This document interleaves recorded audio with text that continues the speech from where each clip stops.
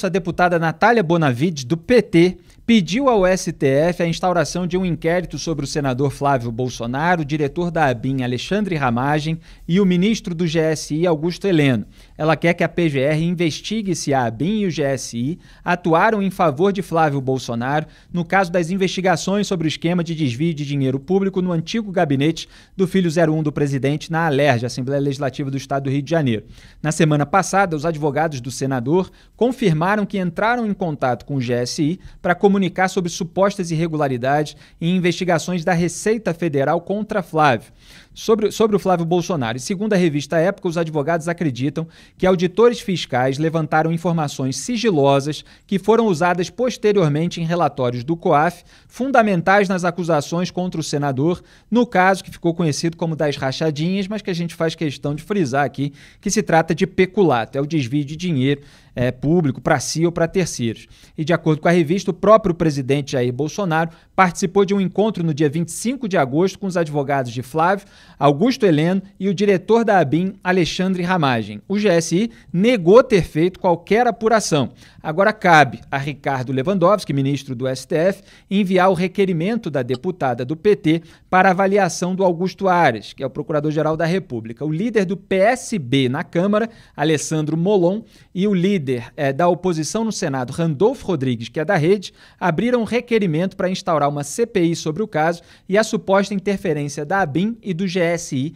em investigações envolvendo Flávio Bolsonaro.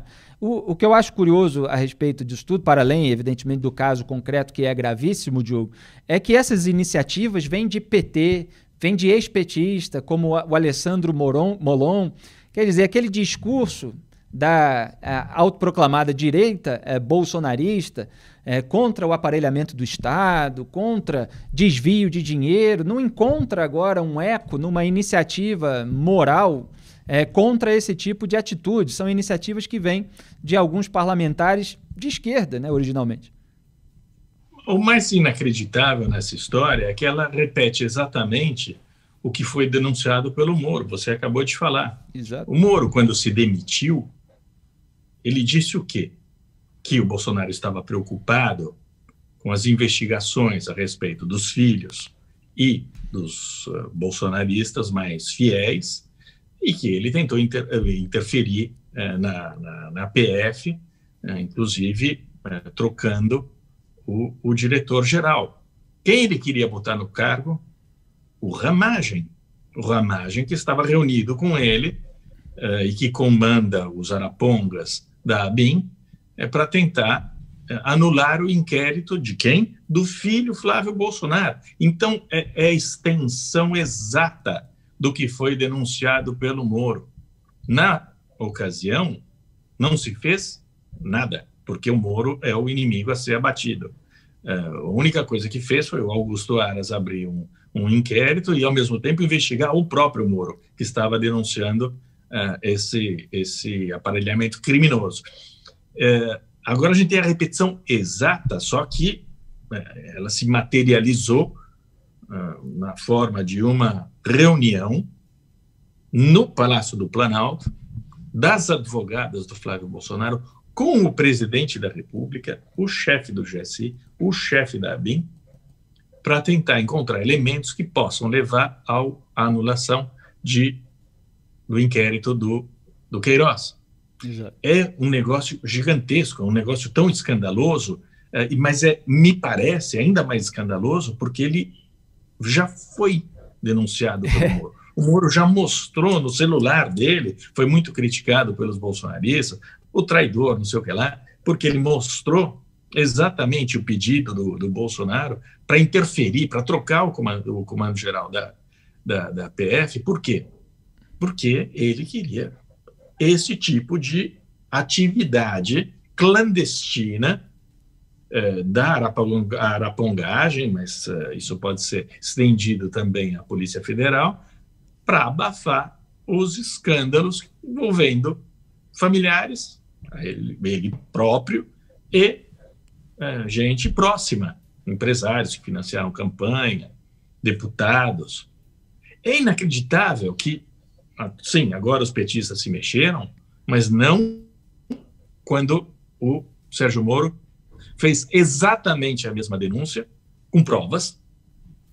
Bastava ler aquelas mensagens escritas pelo próprio Bolsonaro. Agora a gente tem a reunião, tem a data, tem a hora, tem os participantes da reunião, tem o propósito da reunião e há defeito. Quer dizer, está tudo parado na mesa do Celso de Mello. Agora vai chegar o doutor Cássio lá, eu acho que ele vai pôr no assento. Você vai ver o doutor Cássio assim agora. Ele vai ficar sentado.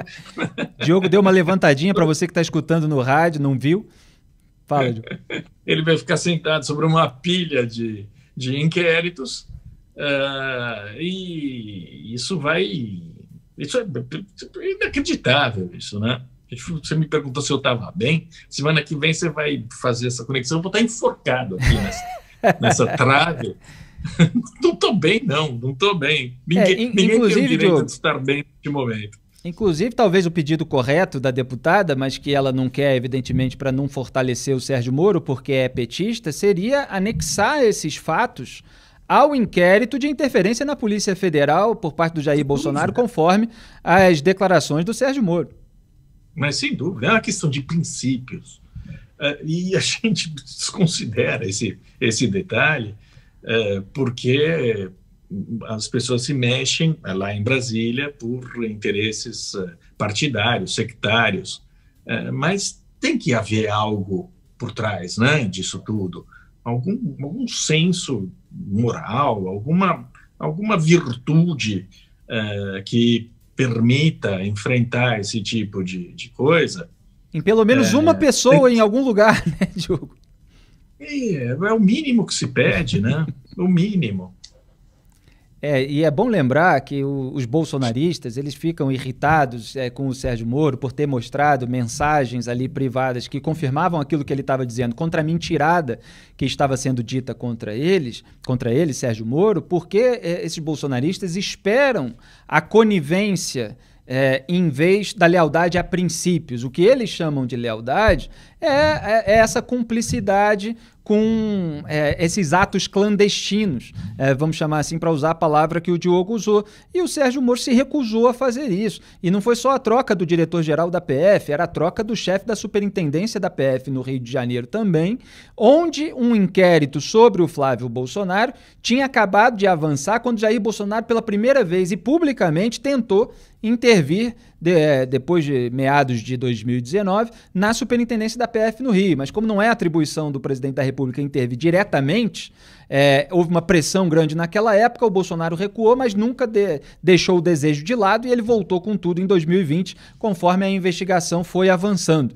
Então tudo isso ficou ali demonstrado, as mensagens do Bolsonaro dizendo que ele queria pelo menos a superintendência da PF no Rio, que a Polícia Federal, o Moro, podia ficar com todas as outras, como se o Moro realmente interferisse nas superintendências, é um processo interno da Polícia Federal, o Moro só garantia a autonomia. Também teve a mensagem dizendo que daquela semana não passava, depois da reunião ministerial, na qual o Bolsonaro falou, vou interferir, cobrando que recebesse mais informações da PF, e dizendo, não vou esperar fuder minha família e amigo meu, tem de falar a palavra que ele usou. No dia seguinte, ele ainda mandou a mensagem dizendo que era mais um motivo para a troca, palavras dele, aquela investigação que estava apontada num link, inclusive, do antagonista, que era a investigação sobre aliados, deputados bolsonaristas, e que poderia, de acordo com a matéria, atingir o Carlos Bolsonaro. Então, tudo está aí evidenciado para quem não é cego voluntário, né, Diogo? E depois a mensagem da Zambelli, que também o Sérgio Moro foi muito criticado por mostrá-lo, mas mostra a continuação disso daí, né? Tentando aliciar o Moro, dizendo, vamos conversar no Palácio da Alvorada, com um almocinho, algo, sempre algo clandestino, não oficial, fruto de um relacionamento pessoal, com interesse pessoal, para formar esse tipo de aliança mafiosa, porque é assim que se formam essas alianças, porque você discute ali na hora do almoço e você fica comprometido para sempre com isso, em vez de discutir as coisas de maneira republicana, aberta, como tem de ser, né? Você pode ter uma reunião secreta com o presidente da República, ou você secreta não, você pode não divulgar o que você conversou com o presidente da República, mas isso tem de ser um assunto que possa ser tratado, não pode ser criminoso. É simples assim, né? E você não pode acertar essas coisas por baixo da mesa. Bom, esse caso é inacreditável, porque a gente vê o funcionamento da máquina, assim como o Petrolão foi uma derivação do Mensalão. Por que o Mensalão não foi a punição ao Mensalão não foi até o fim, deixou o Lula no Palácio do Planalto? Você vê, a impunidade leva a isso. O Sérgio Moro fez a denúncia, Celso de Mello ficou sentado nesse inquérito por um tempão. O Bolsonaro não teve nenhum tipo de incômodo ou de impedimento por causa disso, e agora ele fez a mesma coisa, ele colocou em prática aquele plano dele, chamar o Ramagem, chamar o Heleno e falar: enterra esse inquérito do Queiroz, não quero mais esse negócio, dá um jeito de enterrar. É isso aí. A gente vai ter que chamar o comercial no rádio agora, mas eu vou continuar essa conversa com o Diogo Mainardi na volta do intervalo do rádio. Só complementando o que ele falou, aquele caso da deputada bolsonarista que tentou mostrar que faria o esforço para que o Sérgio Moro ganhasse uma vaga no Supremo Tribunal Federal em troca de o Moro aceitar ali a interferência do Bolsonaro na Polícia Federal, e o Moro respondeu: prezada, não estou à venda. Essa frase que depois viralizou e certamente é marcante aí na história política do país.